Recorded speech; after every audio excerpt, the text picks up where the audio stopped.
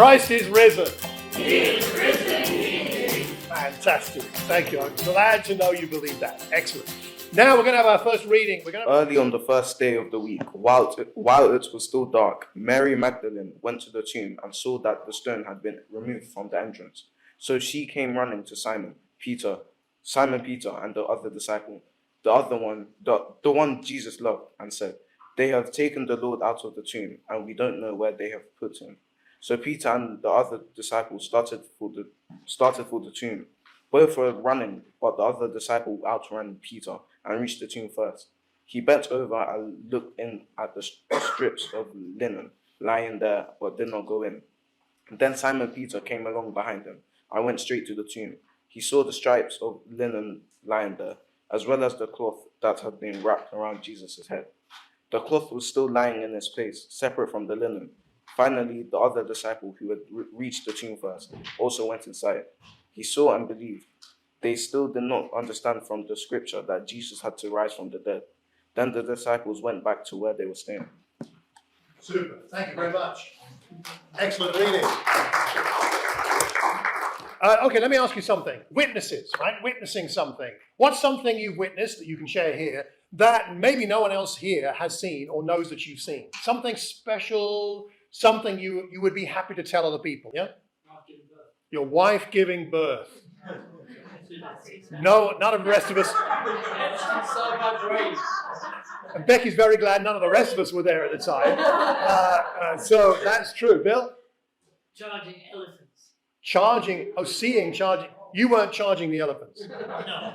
Seeing an elephant charge. Wow. That would be scary and very scary, right? Very drunk. Okay. Drunk elephant. Right. What else? Anything else? Something you witnessed that's special, unusual? Yeah?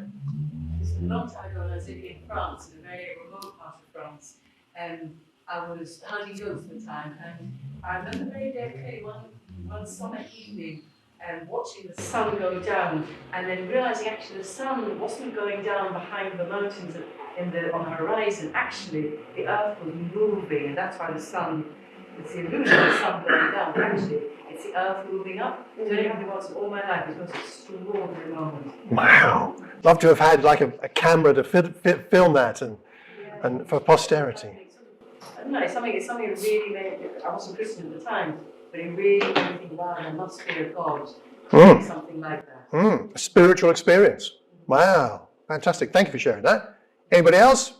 I would say it's a wild and I had a patient I was looking after that had a very high heart rate, and the doctors had to come and stop his heart at the moment, and they have to restart it. So when Becky was sharing this one, that kind of, took me back to that moment. And it was very special and amazing. To see that. To see someone's heart be stopped and restarted. I think I'd pass out. I'm not sure I want to see that. I don't know. That's extraordinary, isn't it? There are moments in our lives that stay with us. Things we experience. Things we witness. Sometimes they're things we don't want to tell anybody else. But sometimes they're things we delight to tell other people. Special moments. And we are talking about perhaps the most special moment anybody could ever have experienced and witnessed to be able to tell somebody else. And what does it mean for you and me? What does it mean? Let's have a look at the next part of the passage where Jaden just stopped. We're going to carry on here in verse 11 to the next scene. And we have now Mary at the tomb. Mary Magdalene at the tomb. She's crying, and as she wept, she bent over to look into the tomb and saw two angels in white seated where Jesus' body had been, one at the head and the other at the foot. And they asked her, "Woman, why are you crying?" Seems like a bit of a stupid question, but they were engaging her in some conversation here. "They have taken my Lord away," she said, "and I don't know where they have put him." Because she doesn't understand it's the resurrection at this point. At this, she turned around and saw Jesus standing there, but she did not realize that it was Jesus. Why do you think she didn't realize it was Jesus? She knew him really well, like her best buddy. She spent about 2 or 3 years following him. Why doesn't she realize it's him? Liesl?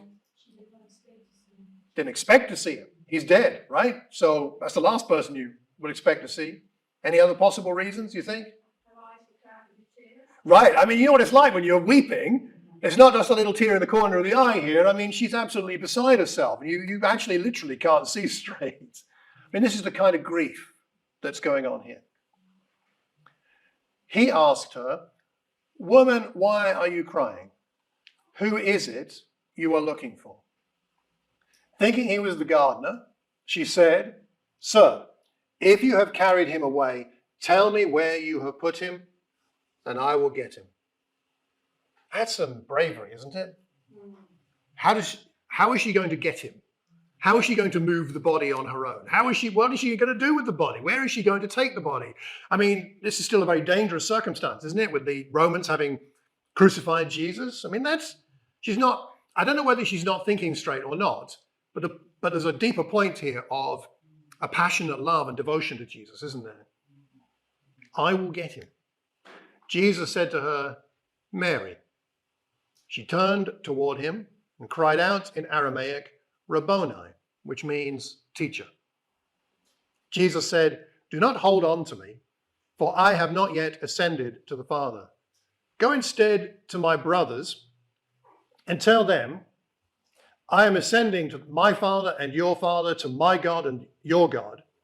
Mary Magdalene went to the disciples with the news, "I have seen the Lord."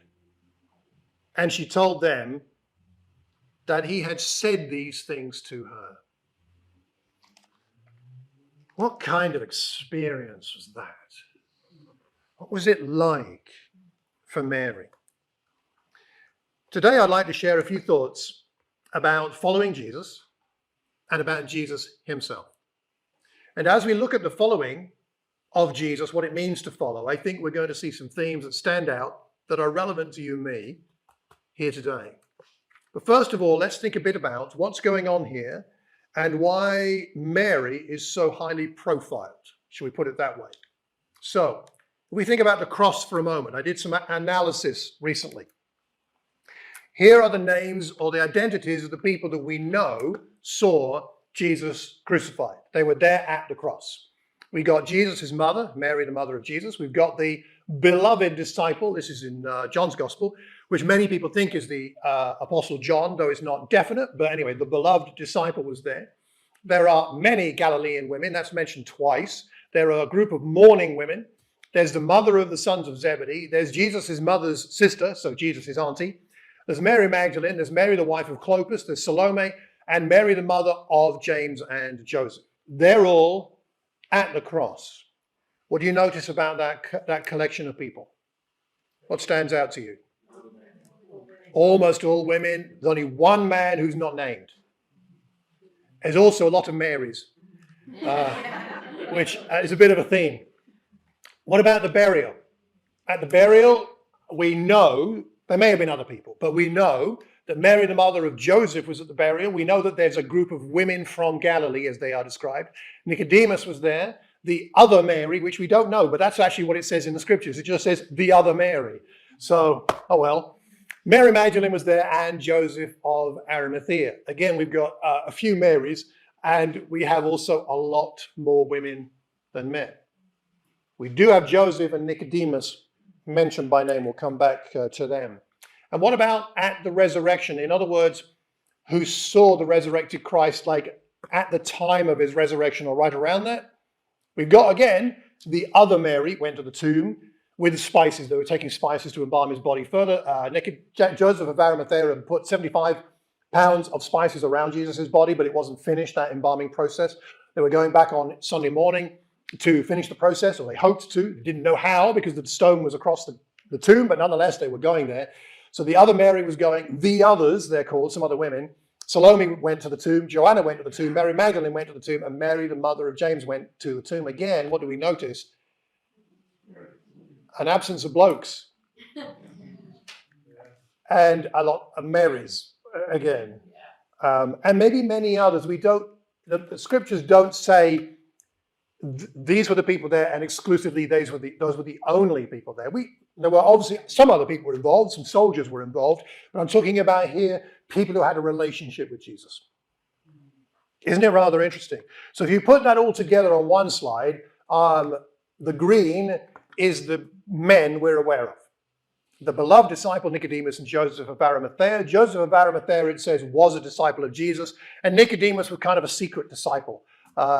He was an undercover disciple in the shadows. But the other Mary, many Galilean women, the others, mourning women, Mary the mother of James, Mary the wife of Clopas, Salome, Mary Magdalene, Joanna, Jesus' mother sister, Mary the mother of Joseph, mother of Zebedee's sons, Mary mother of James and Joseph, Jesus' mother Mary. And maybe there's some overlap there with some of the Marys that might be the same Mary, but we're not quite sure.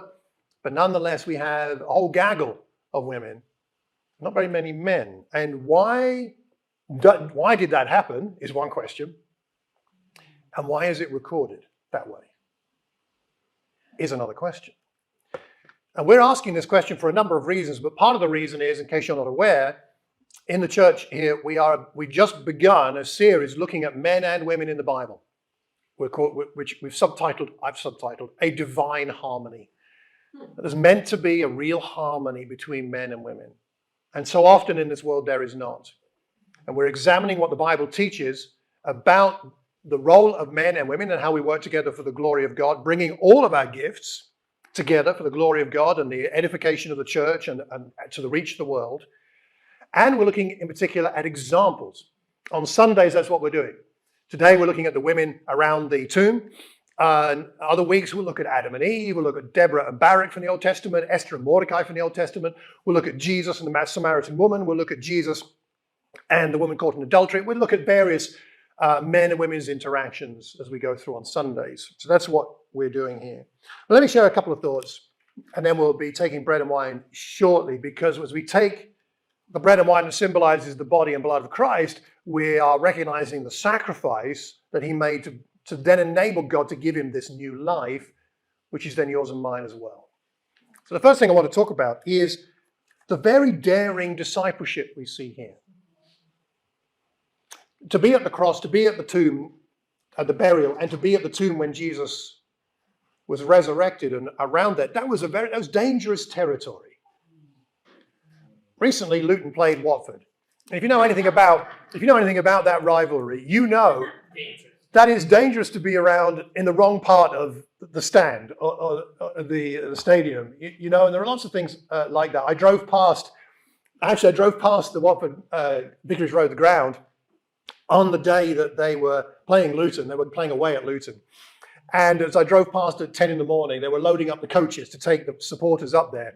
And I saw lots of Watford men drinking lots of Heineken and Carling and finishing off many cans before they got on the coach. I'm not sure I would have liked to have been there, either there or the other end. I don't know. But there are some places you know it's a bit dangerous, you don't want to be. If you're looking after yourself, you don't go to the cross. You don't go to the burial. You don't go to the tomb. These are daring disciples. Why are they so daring? Take Mary Magdalene. We know this about her. Not much, but this. Jesus had a group of women follow him along with his male disciples all through his ministry. 12 were with him, and also some women who had been cured of evil spirits and diseases. Mary, called Magdalene, from whom not one, not two, but 7 demons had come out. One would be enough, wouldn't it? 7. And then there's Joanna, the wife of Chusa, the manager of Herod's household. Susanna, these are named, and then many others. These women were helping to support them out of their own means. Now that sounds to me like discipleship. They're following. They're with him as he teaches the crowds. They're helping support him. They're making sacrifices so that he can carry out his work for God. They're not one of the 12, but they're accompanying Jesus and the 12, and just as involved in many ways as any of them are. And Mary Magdalene is the only woman who's mentioned in all 4 gospel accounts regarding the cross, the burial, and the resurrection. She's singled out. Somebody from whom 7 demons had come out. Now, we can only speculate as to what that exactly means. It doesn't mean it's connected with sin necessarily.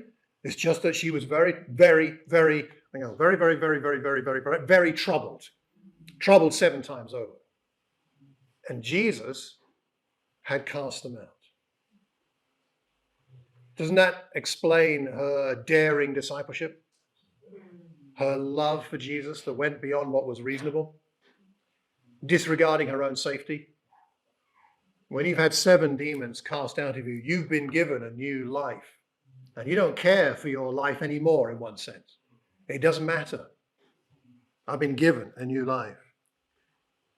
Mary, the mother of Jesus, is one of those who's also mentioned more frequently than some of the others. And isn't it rather interesting that she's at the cross? I mean, you may remember back in Mark chapter 3, his family thought Jesus was out of his mind. They thought he'd gone crazy. And it does include his mother. Later on in Mark 3, it's his brothers and his mother are waiting for him to take him away. They want to take him away. So his mother wasn't a fan of his ministry. She didn't think maybe he was doing all the right things, at least for a while. I mean, she was an amazing woman, but at this point, she didn't kind of get it. But then she's at the cross. It must be only love that would do that, right? I mean, there's nothing quite like a mother's love for a child. It's fierce. If I told you the story of when Penny defended Fred, my son, our son, he was being bullied by some local little kids. He was young, he had a bicycle, and these kids bullied him and took somewhere down the street and took his bike off him. And Fred came back and told us, and then one of these kids happened to come down the driveway where we lived, where we were living at the time, and the kid came around the corner and Penny realized who he was, and Fred said, that's one of the kids. Penny marched up to this little child, grabbed him by his lapels, lifted him off the floor till his face was level with hers. Now this kid's trembling. And she said, don't you ever do that to don't you ever touch my son, don't you ever, and put him down. The kid just ran off. And we never had any trouble with that child ever again. And Fred was so proud of his mum, right? I mean, I was proud of her too. And there's nothing, don't get between a mother and her child, right? There's a certain kind of loyalty, a certain kind of depth of courageous love that a mother has. And even though she may not have fully understood, she was there, powerfully there. And of course, we do know that maybe just prior to this time or at this time, she did come to believe in who Jesus was. Because in Acts chapter 1, very shortly after this, they're having a prayer meeting for the people that are left behind, right? They're upstairs, and the people present are the apostles, and they join together constantly in prayer, along with the women, and there's lots of women, we already know that, and Mary, the mother of Jesus, and with his brothers. She is a disciple, loyal and brave. And she had, it must have been so difficult to her. I heard someone say this recently, I thought it was so touching. Mary, his mother, she's the one that at birth, saw his eyes open for the first time. And she's the one that saw his eyes close for the last time on the cross, encompassing the whole of his earthly life in that sense. And she was told by Simeon in a prophecy in Luke 2 that a sword will pierce your own soul. What was it like then to see her son be pierced with a spear? I don't want to claim too much connection, but what did it do to her heart when that was thrust into Jesus' heart? So intense. These women were brave disciples, and it's highlighted for us. And we'll come to that in a second. So I will also just mention Joseph and Nicodemus briefly. Joseph and Nicodemus is rather interesting because they're kind of secret in the shadows disciples, but they're highlighted here. We don't hear almost anything else about them in the Gospels. But here, Joseph goes to Pilate and says, can I have the body? Which is a dangerous thing. And then takes Jesus' body and puts it in his own tomb. He's a rich man. He's got a rich man's grave. It must be a nice tomb. And he uses his own tomb. I mean, there's a sacrifice, isn't it? That should have been his. And what is Jesus? I mean, he's a dead guy now. And as far as Joseph of Arimathea is concerned, he failed. He was supposed to be Messiah. He's supposed to start the new era for Israel, and it hasn't happened. He's now dead. And even though it looks like a failure, he still takes Jesus' body and puts it in his own tomb. There's something loving about that. I don't think he does that out of duty or because he thinks, okay, I'll put him in my tomb because I know in 2 days' time, 3 days' time, he's going to raise it from dead. It's going to be my tomb he comes out of, and I'll be famous forever. I'll be the one. I don't think he's thinking that way. I just love Jesus, and I want him to have my tomb. It's love that motivates this. And Nicodemus is hanging around as well. They're helping out. These are all, the men and the women involved in some ways are what could be described as marginal disciples. Not just, I'm saying that they're unimportant, but because they're not highlighted in the Gospels, and yet they're here at the end and highlighted, significantly highlighted. There must be a reason for this. And they are terrified, as somebody said earlier. At the account of the resurrection, the guards are afraid. The angel said to the woman, "Don't be afraid." The women hurried from the tomb afraid. And then Jesus says to them, "Don't be afraid." I mean, everybody's afraid. There's fear everywhere going on right here. They're not triumphant. They're not going into this whole experience of seeing the risen Christ as fantastic. I get to see this. They're terrified by everything. And the women, and Mary Magdalene in the passage we heard earlier, she goes to tell the disciples a frankly nonsensical message. They're not expecting the resurrection. She's going back to tell them something that's going to make her sound mad. I've seen him. What do you mean? I mean, it doesn't make any sense. She's going back to tell them about an event no one expected, and she's also going to tell them something as someone who in that culture and society was an invalid witness. You may know in Judaism at that time, but also in the Greek and Roman culture of the day, women's witness to something was not considered valid if it was something like a court of law.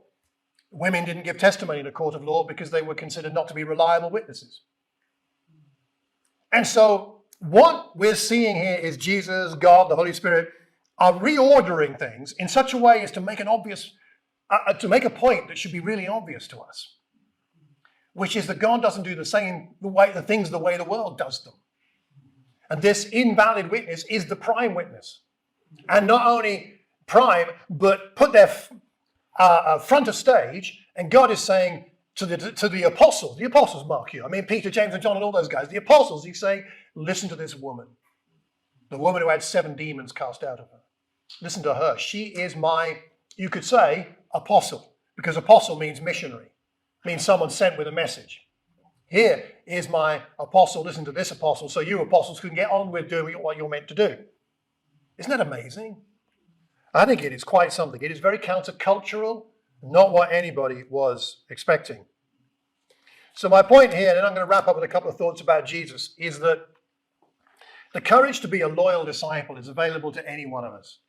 You can be courageous in your loyalty to Jesus, no matter how you feel about yourself, what society says about you, what the prevailing culture is. You matter as a witness. You matter as much as anybody else, whether you're a man or a woman, old or young, from one culture or another. It doesn't matter. Every single person can be a valid witness to Jesus Christ. You might be considered marginalized in this world, but Jesus never considers you marginalized. You are as valuable as anybody else. You might be the most vulnerable person in your situation compared to others, but that doesn't mean you don't have something of value. And if you are loyal and loving to Jesus, he'll still use you. You can be a good, powerful witness. Just to wrap up thinking about Jesus for a minute, one of the things I love about this account in the garden where he meets Mary Magdalene is that for all of his power, and he has just been raised from the dead, by the way. I mean, that's like a big deal in your life. If you've just been raised from the dead, and you would be excited, right? And generally speaking, don't know about you, but when I get excited, I get a bit less sensitive. I'm not as sensitive towards people, but I'm really excited about something. But here is Jesus, who's had an unique experience no one has ever experienced, no one ever will in the same way that he did. And Mary comes around him, and he's gentle with her. Isn't he? He's not harsh. He's not demanding. He just says, woman, why are you crying? He wants to engage with what's going on for her. Why are you crying? Who are you looking for? Being helpful, being kind. And she tells him, well, I don't know where they put him. I want to go and find Jesus. Doesn't realize it's him. If you carried him away, tell me where you put him. And she says, just Mary. And it's at that point, somehow, the penny drops. And she realizes who it is. Why does Jesus take this approach? I suggest, at least, he takes this approach because he genuinely cares about her as an individual. He doesn't come out of the tomb and go, ta-da, here I am, everybody. Mary, there you are. Go and tell the apostles. So-and-so, go and tell somebody else. Go and off you go. You've got your orders. Off you go. He could have come out and just laid out a proclamation. He could have written it in the sky. He could have done anything. But he talks to a vulnerable, disregarded woman on a personal level. He cares about her. He wanted her to know she was special to him.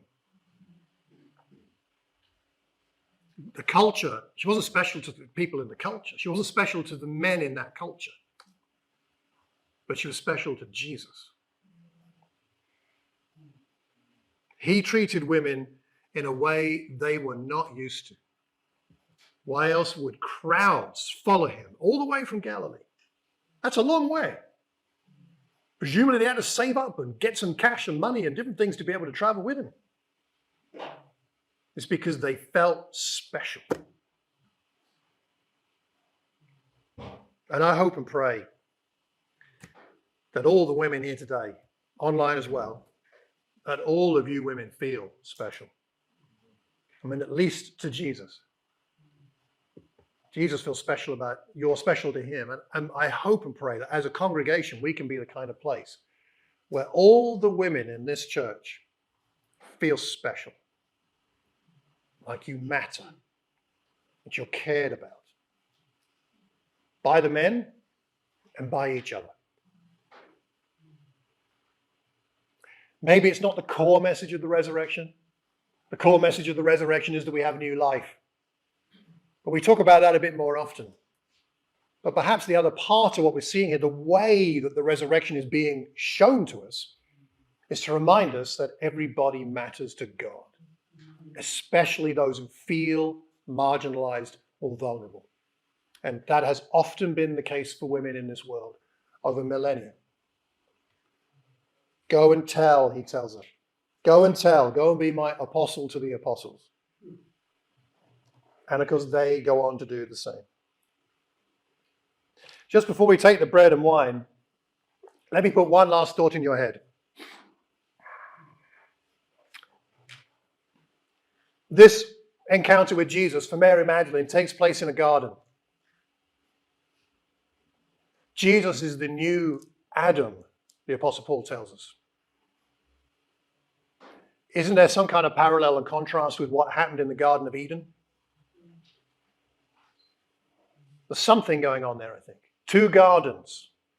One where death came in and one where life came in. One where a woman and a man did not work well together.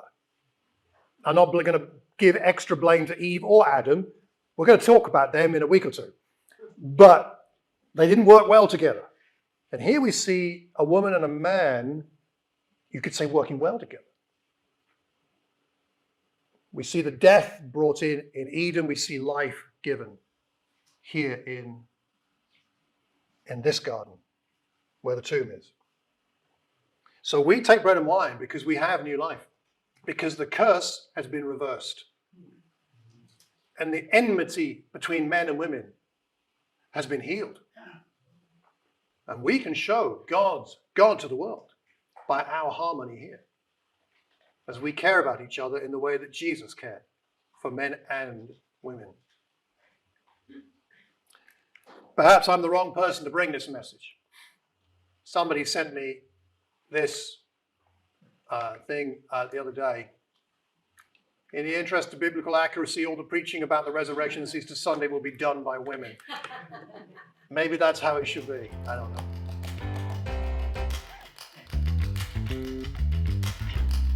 Every one of us matters.